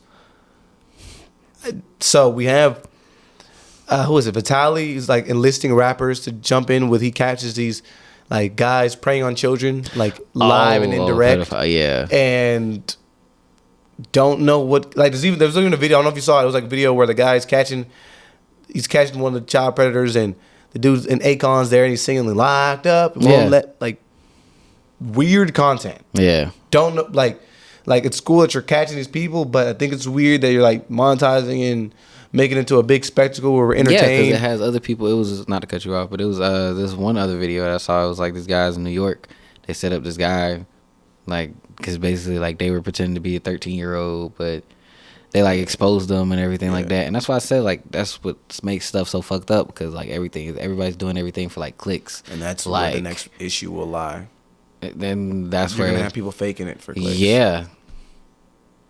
So then you lose the validity that you see from people actually making a big point of actually something real that's going on, something sick that's going on. Then you're gonna have people that say, "Dang, they got a lot of views doing that. Let me manufacture my own version of that." That's a problem.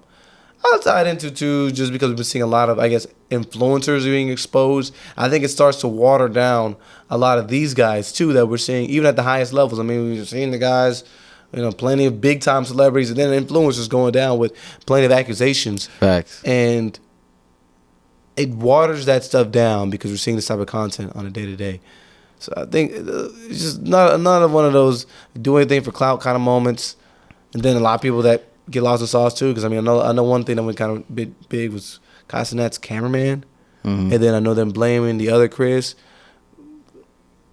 Yeah, which that was like crazy work. But even still to like go and say like this is something like serious that people are gonna see, and like they think just like they can get views off of it, but they're just doing that for a check, or they're just doing that for clicks. Like this is actually something like, imagine if this was like your little sister and a grown-ass man like texting your 14-year-old sister or some shit like that. Like, no, this is like, this is no shit that always needs to be online. Like, this is some shit that needs to be handled like behind closed doors. Ray like, Shremmerd and YG pop up. Like, like weird. So weird. That's pretty weird. Like, yeah, this is not making no sense. I mean, like, it's a weird place. Yeah. Very weird place. That's what I was like. And then I'm going to slide out of that depressing moment to sports, which a lot of people are actually depressed because even though Team USA, men and women's basketball team, just won the gold medals. Shout out. A lot of people were upset because Jason Tatum didn't get playing time from Steve Kerr. And a lot of people felt as if he should have been getting more playing time. And Steve Kerr has a vendetta against him that dates back all the way to the 2022 finals. Oh.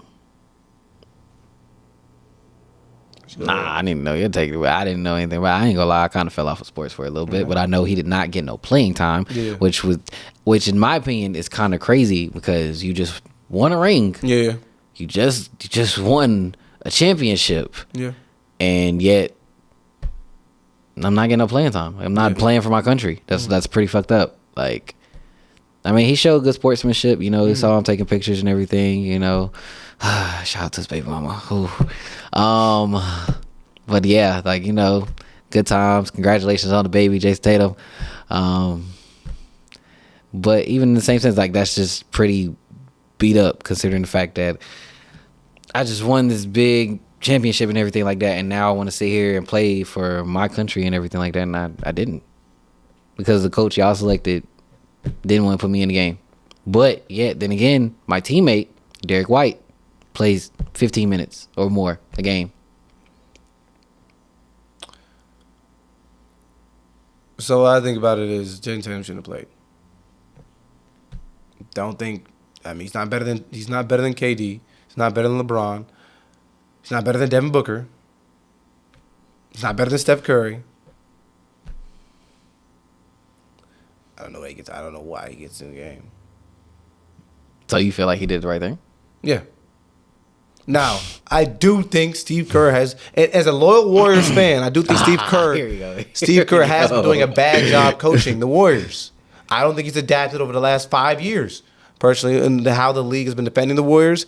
And I think the front office has done a bad job in collecting pieces to get the Warriors better and to provide more opportunities behind Steph. I think when he had 3 guards that were ball dominant, he didn't know how to make the offense work.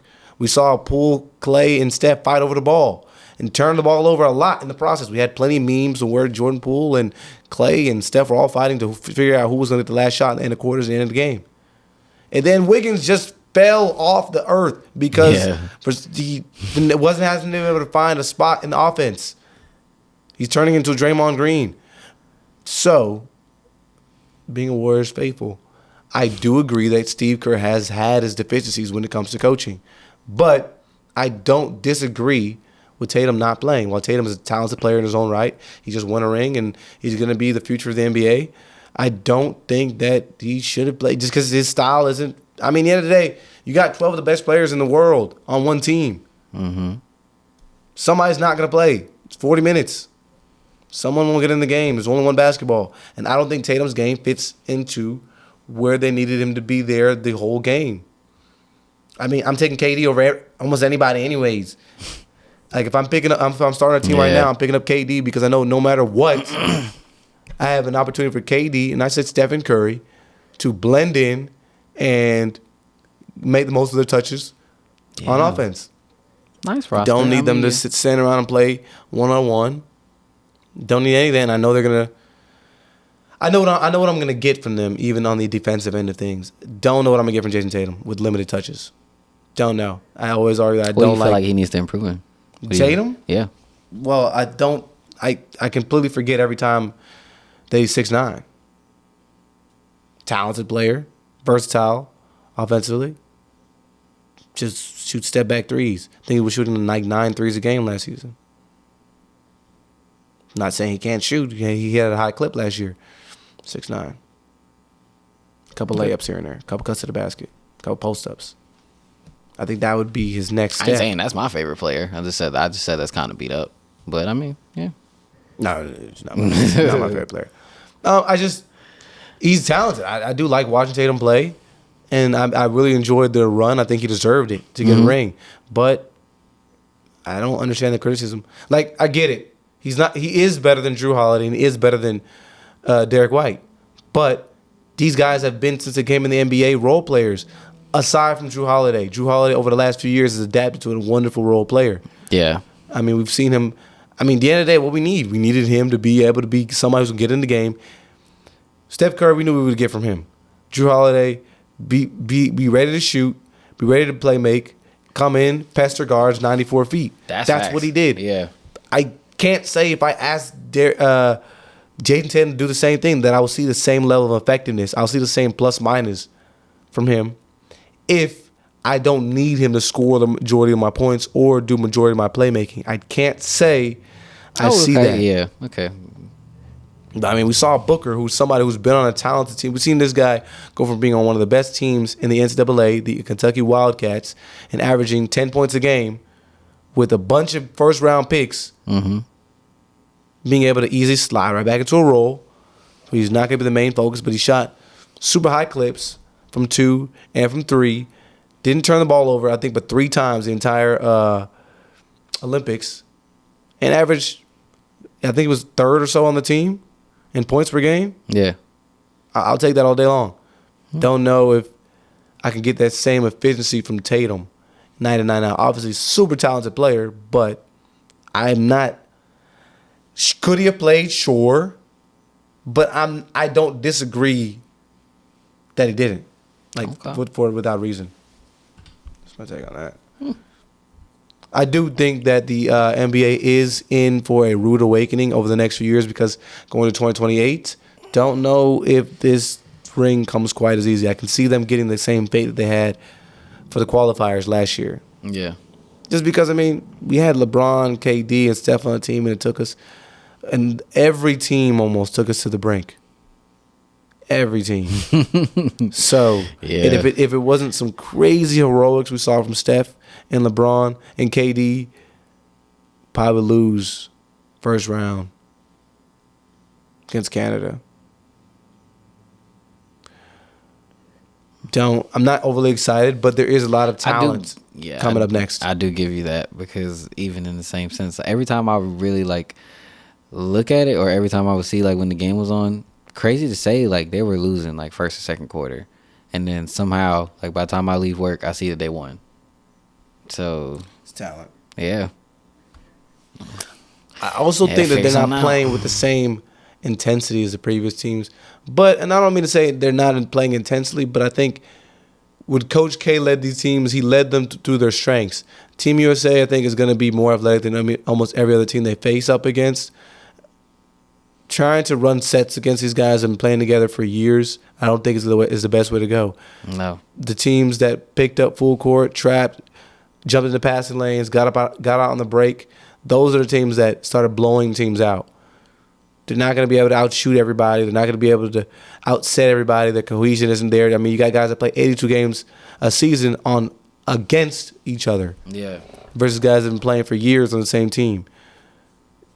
I think that's biggest fault, I think, of Steve Kerr's coaching is that he hasn't allowed them to play their strengths.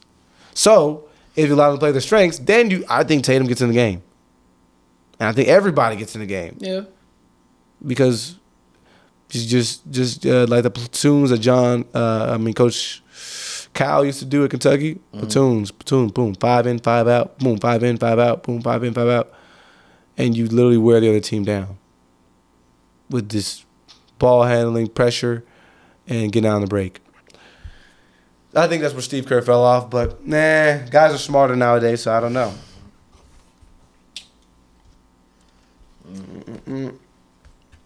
I'm excited, though, for women's basketball and what we might see. I mean, we had a lot of people upset about Caitlin Clark not getting it, but I mean, she's got plenty of time. Yeah, but plenty of time. The women's game is, they've been running it. I think they have like 60 appearances. It's something crazy in the Olympics. They've been winning gold. I think this year was one of the first years they contested. But every other year they knocking people out. I'm not gonna lie, it was that close to going into OT, which is crazy. Even shout out to France. Y'all put up a fight, but I think the talent is distributed a little more evenly though in the WNBA. You do have a lot of players. I think well, in the WNBA you have a lot of players that play overseas, so a lot of players are adjusted to the rules and the gameplay and the style. And a lot of players know each other over there, so it's a little bit different. Yeah, I could say in terms of the talent distribution in the women's game. Period. But I don't think Team USA women are gonna be hurting as much. And I think they're also just better teammates. I mean, we didn't really see anybody being upset about not playing, even though the media tried to push that Caitlin Clark wasn't playing, and that's be a big thing. It wasn't like anything bad. But the men, instead of hearing about them winning, we heard about why isn't Tatum playing? Yeah. Or what's wrong with Joel Embiid? Or this. Instead, the women just got out there and got it done. I think that's the future of basketball. Anyways, the women's game. Gonna be tired of watching these guys run up and dunk and isolate. I'm tired of watching that. Facts. I had a couple hot takes. Okay. And a couple what would you do's. Tough. Before we close out. Well, I said keeping things in sports. I don't think this is a hot take, or it could be. I'll let you answer. Pro athletes are terrible role models.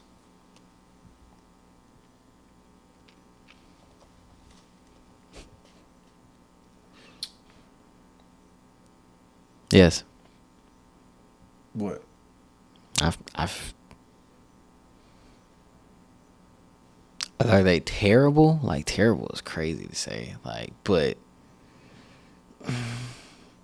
are they the best role models to follow behind? No. Because I feel like everybody's different for a reason. And even with that being said, like, everybody's different. To be somebody's role model or something like that, I feel like you have to put on this mask if it's not you. If that's not the type of person that you are. Like, if you're sitting here trying to take role model figure and like that's what you're trying to be, you're putting on a mask. Because if you know like you're the bad guy, be the bad guy, bro. Be who you really are. Don't sit here and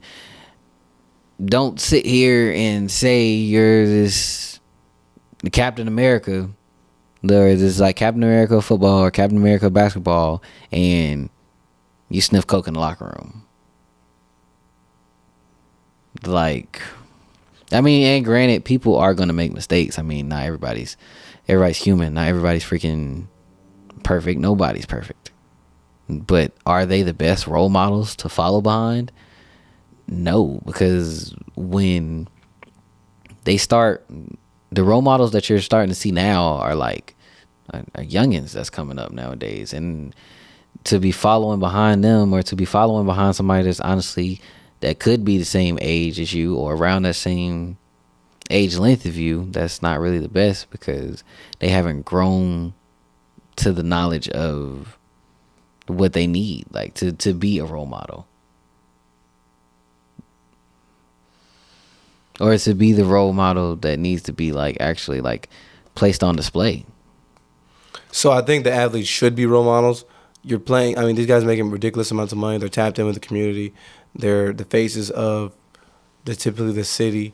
I mean, you're faces of plenty industries within the city and then playing industries nationally. You should be a role model. Okay. Go ahead. But I do agree that in their personal lives, they're terrible role models to follow because why are you following a human being anyways?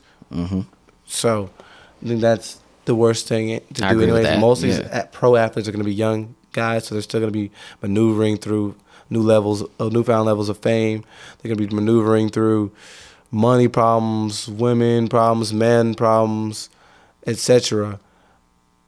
I do think they're not the ones you should follow, but I do understand that they are role models, and I think that's why I do agree that even if no matter who you are in your personal life, you do have to, no matter what, put on a face because you are thrust into a spotlight that in which you have to become the face of a community. Mm-hmm. So no matter what, even if you do whatever you're doing on the side, you have to kind of put on that mask because no matter what, you're in that position. So I do agree that they are role models, and I think that a lot of them should clean it up because at the end of the day, whether they want to or not, they are role models. Yeah. But I wouldn't tell my kids to follow a pro athlete, but there are plenty of inspirational stories that you can draw from the life of pro athletes and plenty of people among the world.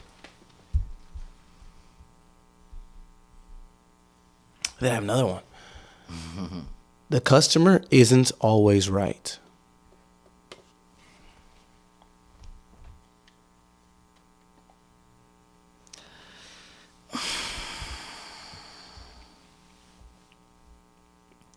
The customer isn't always right. No, like this isn't always no. I'm going with no. Why? I feel like the customer isn't always right. Just depending on the scenario, depending on actually just even giving off the words of even just of what you just said, isn't always. Like, I feel like that is something that has been displayed upon and like customer service nowadays. Like, oh, the customer is always right. But you see a lot of actual wrong customers that do wrongful shit just to get by.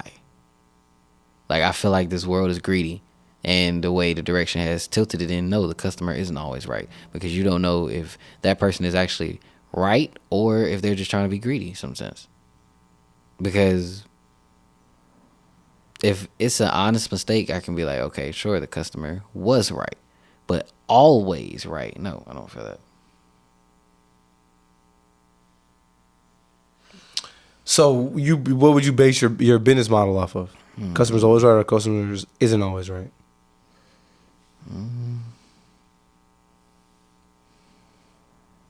If that had to be my business motto, like, I'm not taking either one. I'm finding something else.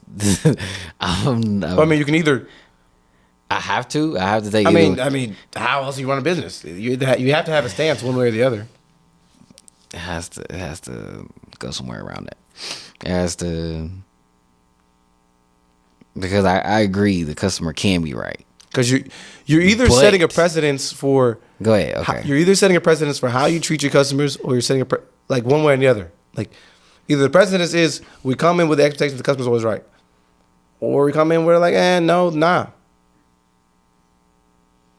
It's like if you send a business.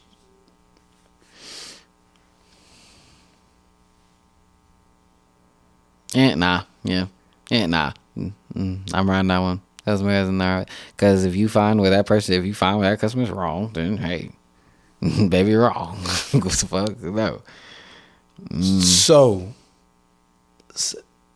under the guise of semantics, I'll say that the customer is not always right. But I think that more often than not, the model should be customer's always right. Yeah, I give that as the model for sure. But you just said your model is going to be the customer isn't always right. Because that has to be honest. I can agree with that model. I can agree. So you just said what the model should be. Yeah, so it should. So but that's not the way of case nowadays. No. So you would set your business. You would set your business, and it would be. Yeah, because I said if I find something wrong, the customer is saying like, yeah, we gotta fix that to be right. Like that's what I'm saying. Like, but if you said your business and the business was the customer isn't always right, and that's your motto, that's on the wall. The customer is not always right. Like in the back, the employee is going to be able to look at it and be like, "Why does that have to be something that hangs?" Okay, I mean, so it has to be placed. Okay, yeah. I'm not saying it has to be placed. I'm just saying if you were setting a precedence, because like the current precedence, let's say in any industry, particularly you see it in customer service, is the customer is always right. No, so you have to go by the model. So your model would be customer's not always right. Yeah. So. But why? Because I already kept my answer. What do you mean? Like I said, it just all would depend on the scenario. Because if I say you'll always find a scenario in which customer's not always right. Then, if you have a restaurant, you're gonna have customers gonna say my food isn't made right. And you're gonna say it was made right. Then what happens? Honestly. My food's too cold. It's not too cold. No, that isn't like if the food is actually cold. And what the fuck? Yeah, the food is cold. But then, I can't agree. I can't disagree. But that's with what I'm saying. The customer being right is always going to be based in subjectivity, because majority of what the customer is wrong about is subjective.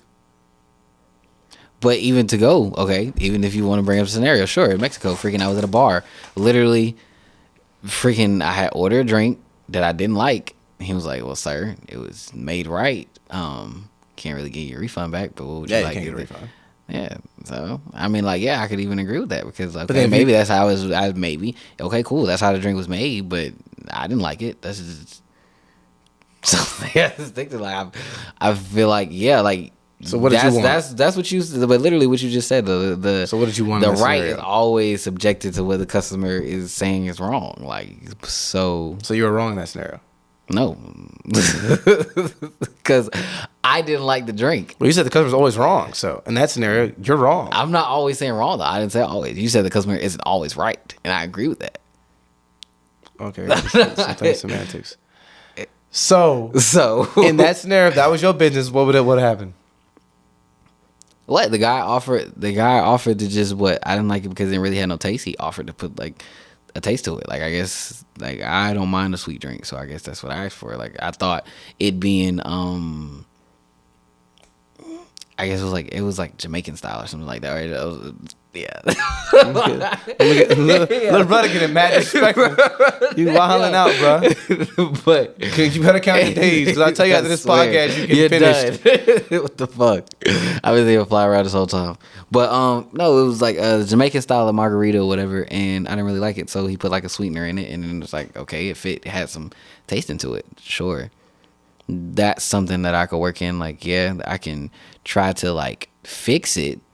But if I actually made it the way that it was supposed to be made, then I'm sorry. Sorry.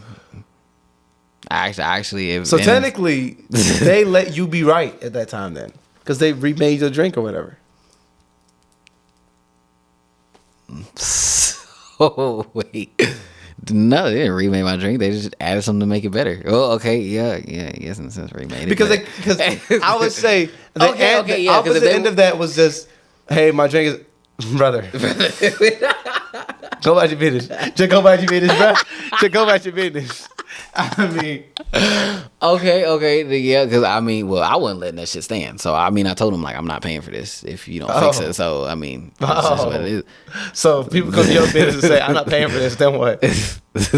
Brother, We calling the police? What we doing? Yeah. Because if I made it right, I mean, it had to be a middle line in there. So I feel like even still with that story, there was a middle lining. Okay, I said I'm not paying for this. You offer to at least enhance something that'll make my drink better. If I was to sit here and be like, even to go on the scenario of say, okay, my food is cold. Sorry, let me go warm it up. I could subject to that. There's nothing wrong with that. Or, hey, this isn't made right. Some people, you can't say that because everybody makes stuff different. That's what I said. In a sense, we're all different. So in the sense that we're all different, we can't all be right. Take that. So, But should it be that way? Yeah, it should. The customer should always be right, but that's not the way it goes nowadays. So I got a couple what would you do's. All right, pop it. We're back in the what would you do? Okay. What skill would you like to have if you could receive it right now? If I could receive it,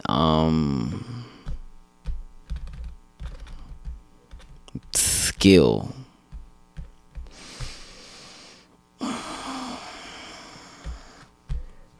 I don't know. I can't really. I'd say like I don't mind being myself. I mean, skill like as far as like a skill. Something to the table. Sorry. Yeah. Yeah. I was thinking. Yeah. I'm cool with me. I ain't gonna lie to you. I feel like the skill. If I had to. Shit, super crazy strength. Sure, that was something that had to be. It's a skill that had to be given to me. I mean, if you put super behind that, kind of sounds like a power. Yeah. So, but a skill, is that a feature? Because I was about to say I would like to be like double jointed, or like is that like a skill? Because not everybody is like. I guess it's like a birth thing. Yeah. So I was thinking. Go ahead. What would you? A skill. If I could speak any language. Because I mean, technically, you know, having a language is a skill. Yeah. So if I could speak any language, I'd be able to go anywhere. Yeah. Anywhere. Fluent. Just bam. Yeah. Like that's I can agree with that. Doors would open up. A skill that I would like, just like, if I could speak every single language, like if that was blessed upon me right now, I would, Like, no, I didn't like learn. Like, no, nothing. I just know. Yeah, that'd be it. I would take that. Yeah. Oh,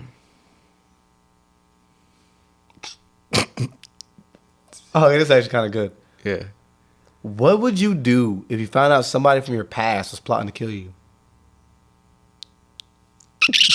Like, let's say, like, it was like, I don't know, I guess it means like an ex or something like that. Like, you found out, like, ex was like that. Yo, what? I'm turning to John Wick. I was about to say, like, what the fuck? Like, yo, if I just, like, found this out, nigga, what? Rambo? Nigga, I'm turning to every super nigga there is. Nigga, what? Because, honestly, before I even turn to that, like, page, I'm gonna try to like get to in an audience. I'm gonna try to get some understanding on why you want to kill me. Sorry, I'm gonna get some understanding on why you want to kill me, or like what I did to like, cause like to take a life is a big thing. So I mean like, you want to get you gotta do it in the audience. What is that? That's that moment that gets you whacked. Yo, hey, I'm coming home, Jesus. I'm coming home. Man. Like I mean, if that's the moment that got me whacked, my guard was down, so I just have to accept my L. But if I'm on P's and Q's, then I'm already. Well, honestly, if I'm knowing you're gonna kill me, I'm gonna be on my P's and Q's. You're not, especially if I called you into an audience. The audience has to see this is self-defense. Yeah, I don't know. I'm turning to John Wick. Yeah, man, I'm not getting no fucking police involved. I'm not going down. I'm getting all my evidence. Actually, I'm getting all my evidence straight first. Then I'm turning to fucking John Wick, Rambo, and all the rest of them niggas. Yeah, I guess it would be interesting, I guess, to figure out whether or not you knew, like, why. Yeah. Because I guess if you knew why, you would probably know how they would kill you. But if you just knew they were just like, oh, yeah, this so-and-so is trying to get you, then that might make you paranoid. But, yeah, it would turn me into John Wick. But you would have to know why. Because I guess that would let you know who, like, knowing who would let you know, like, how close they are to you, or, like, what they'd be able to, like, what they'd be able to do, like, who they'd be able to get in contact with, if they knew where you live, stuff like that. Then, okay, that would, like, maybe, yeah, John Wick. Straight up. It's straight, like, that's the way it has to go. Like, let's say, what would you do if you found out you were going blind in 2 weeks? Whoa, dang, that's like a deep one. Yo, if you found out you're going blind, like you just found out, like, dang, like your doctor just told you, hey man, your eyesight's going, like in 2 weeks.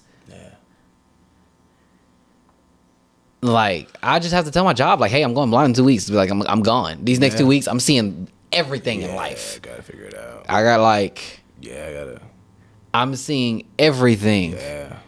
Cause these, like, in the next 2 weeks, I'm gonna be seeing nothing. Yeah. Nothing. Yeah. Yeah, I think that's probably the way to go. Like, that's the way it goes. I have to see everything. I have to take advantage of every day. I'm not going to sleep, all type of stuff. Like, just I'm not going to sleep. Just gotta, because I think like the little stuff. I think the stuff that like you would start to be like, dang, like you would miss out on. Yeah. Like, you know, probably just like little stuff, like just being able to wake up and like wash face, look at yourself in the mirror, like probably that you see a sunny day. Yeah. Like. Yeah, I had to like at least have something, so at least I would have. Like, I had to do a bunch of things so I could have that memory to call back upon. Like, dang, that was nice. Like, even if you had to sit here and close your eyes now. Yeah, that's crazy. What you see. Yeah. 5 seconds, you're already about to go crazy. No, yeah. So this is me for the rest of my life. Yeah. That's not good.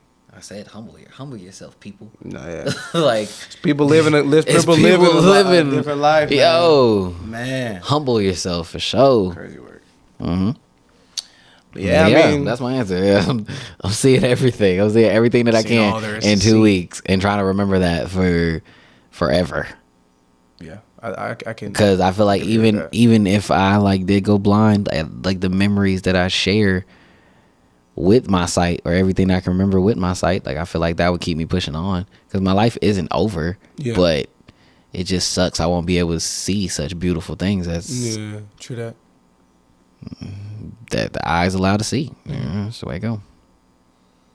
Yeah, I agree. I mean, I guess with that pretty much concludes. This is episode 7 of the Qrewcast. Oh, clap it up, man. Consistency. He's trying to be consistent. We're going to try to, you know what I'm saying, drop more content, man. We're trying to do the reaction and everything like that, but more pods coming for sure. Trying to keep up with the current events. Mm-hmm.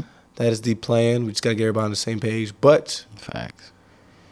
Anything else you want to add? Like, comment, subscribe to the channel. Definitely. There's a lot more of us. I mean, Benji runs the thing, but you know, we do what we can. We got to get everybody together when we can. Also, when I say comment, like, put down what you guys like want to talk about. You know, we read the comments and everything like that. Nobody's bougie. If a comment, you know, your opinion matters. Facts. Follow more clips coming. Like I said, I just suggest whatever, some things you want to see. You can even send stuff to the DMs, stuff you want to react to or talk about in the pod for sure. More content. We're just trying to drop more content, baby. Coming to audio platforms pretty soon too. I get that all figured out, and the consistency's got to be on the way. But yeah, I mean, yeah. That's it. Excited for the next episode. I ain't got much else. Shit, with that being said, stay cool. Stay with the crew. Stay with the crew. You did. Yeah.